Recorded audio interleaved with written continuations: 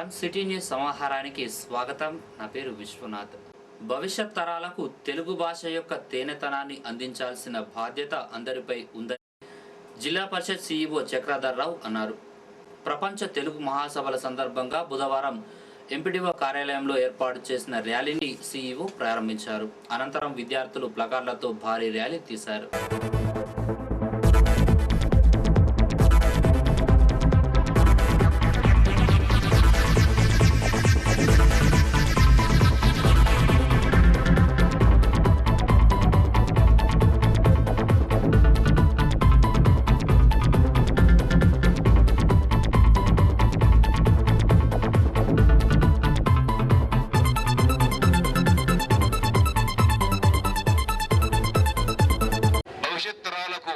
తెలుగు భాష యొక్క ఈ తేనెతనాన్ని అందించవలసిన అవసరం ఉందని కోరుతూ మన తెలుగు భాష ఔన్నత్యాన్ని మనం ప్రపంచంలో నలుదిక్కులు చాటడానికే ప్రపంచ తెలుగు మహాసభలు తిరుపతిలో జరుగుతున్నాయి. ఇందులో భాగంగానే మన కరీంనగర్ జిల్లా నుంచి కూడా వీరందరి పిల్లలు ఈ తెలుగు యొక్క విశిష్టతను, తర్వాత ప్రభావాన్ని, మన కరీంనగర్ జిల్లా సంస్కృతిని, వారసత్వం తెలుసుకొని మీరంతా రానున్న తరాల్లో పడి కూడా మనం మీకు వేరే భవిష్యత్తులో కూడా మనం చెప్పాల్సిన అవసరం చెప్తూ మన జాతి సంపద ఏదైతే ఉందో మన మాతృభాష, మనం మాట్లాడుకునే భాష కూడా కనుమరుగైపోతా ఉంది. మరి ఆ భాషలో చాలా మట్టుకు పదాలు ఈ తరం వాళ్ళు ఇంకా చిన్న తరం వాళ్ళు చాలా మందికి ఆ పద సంపద కరువైపోతా ఉంది. సుల్తానాబాద్ పట్టణంలో పిచ్చి కుక్కలను చంపేయించింది గ్రామ పంచాయతీ.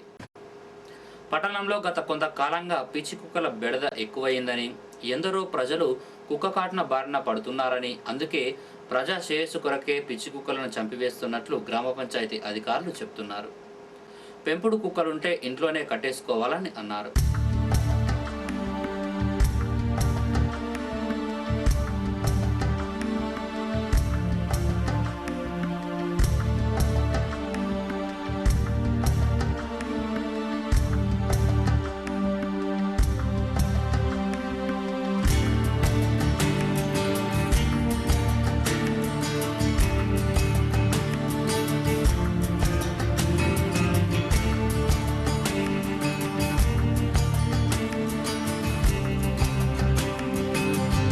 నాణ్యమైన వంగడాలను నాటినప్పుడే పంట దిగుబడి పెరిగి రైతులకు లాభం వస్తుందని Isha company MD JV Subbarayudu అన్నారు.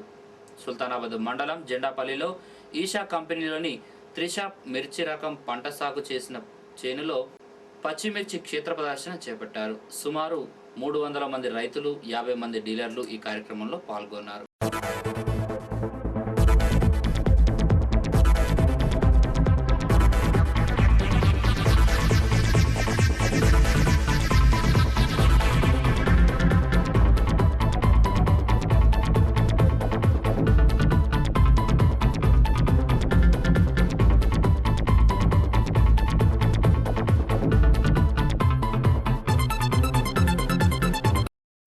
చేత పెట్టింది అది మంచిగా లేదు, కాకపోతే అది మంచిగా లేదు, ఇదే మంచిగా ఉంది కాదు.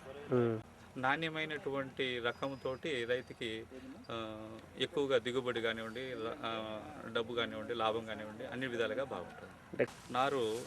నారు పోసుకున్నప్పుడు 30 రోజులు నారు దశలో ఉంచుకోవాలి, నారుమడిలో ఉండాలి.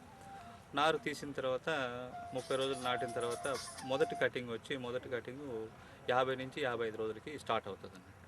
అలాగా ప్రతి కోత కూడా 10 రోజుల గ్యాప్ తోటి మనం పంట తీసుకోవచ్చు.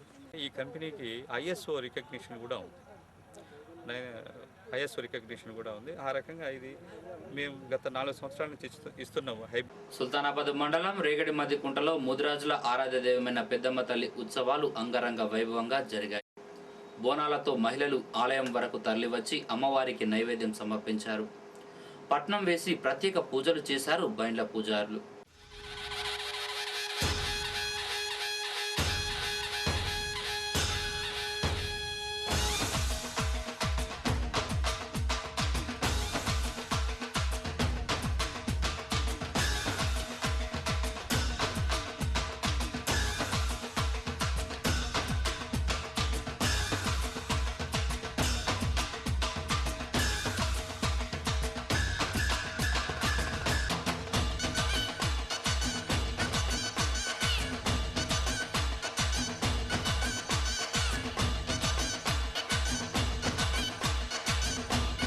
సుల్తానాబాద్లోని చకిలం సత్యనారాయణ నివాసంలో అయ్యప్ప స్వామి మెట్ల పూజ అంగరంగ వైభవంగా జరిగింది.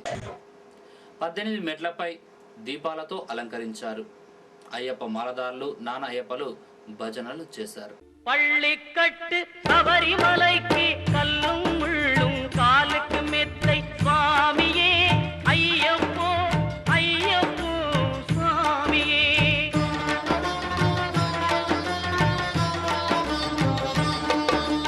நெய்யபிஷேகம் சுவாமிக்கே, கற்பூர தீபம் சுவாமிக்கே, ஐயப்பன்மார்களும் கூறிக்கொண்டு ஐயனை நாடி சென்றிடுவார், சபரிமலைக்கு சென்றிடுவார் சுவாமியே ஐயப்போ ஐயப்போ சுவாமியே.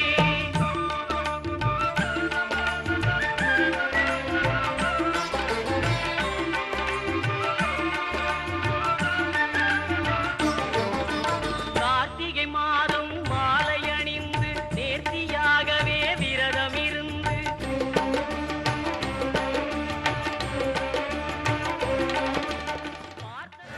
కేంద్ర రాష్ట్ర ప్రభుత్వాలు అవలంబిస్తున్న ప్రజా వ్యతిరేక విధానాలకు నిరసనగా ఈ నెల 10, 11వ తేదీన కరీంనగర్ కలెక్టరేట్ ముందు సిపిఎం ఆధ్వర్యంలో జరిగే పికెటింగ్ను విజయవంతం చేయాలన్నారు సిపిఎం నేత కడారి సునీల్.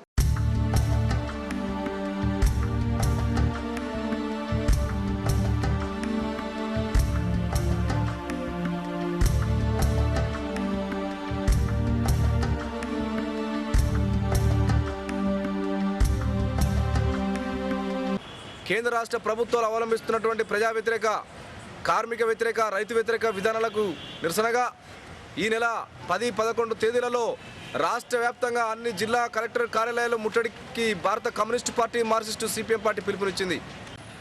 ప్రతి నెల సబ్సిడీలు ఏదైతే ఏ విధంగా ఇస్తున్నారో ఆ సబ్సిడీలు యథావిధిగా అమలు చేయాలని, సంవత్సరానికి 12 గ్యాస్ సిలిండర్లు ఇవ్వాలని, అదేవిధంగా రేషన్ సరుకులను ప్లేస్లో నగదు బదిలీ పథకం పెట్టినటువంటి పరిస్థితులలో దాన్ని విరమించుకొని మరి చౌకదారుల ద్వారానే పేద ప్రజానీకానికి మరి నగదు బదిలీ పథకం రద్దు చేసేసి చౌక ఉన్నటువంటి బియ్యం, చక్కెర, ఉప్పు, పప్పు అంతా సరఫరా చేయాల్సిందిగా ఈ సందర్భంగా డిమాండ్ చేస్తూ ఉన్నాం. సమస్త ప్రజానీకం కూడా పెద్ద ఎత్తున కదిలి ఈ మొద్దు నిద్రపోతున్నటువంటి రాష్ట్ర ప్రభుత్వాన్ని నిద్ర మేల్కొల్పడానికి బుద్ధి చెప్పాల్సిందిగా కోరుతూ ఓదెల మండలం కొల్లూరు ప్రజా సంఘాల జేఏసీ చైర్మన్గా పిల్లి మల్లయ్య, ఉపాధ్యక్షులుగా తోటపల్లి సరోజన, ప్రధాన కార్యదర్శిగా వెంకటేశ్వర్లను ఏకగ్రీవంగా ఎన్నుకున్నారు.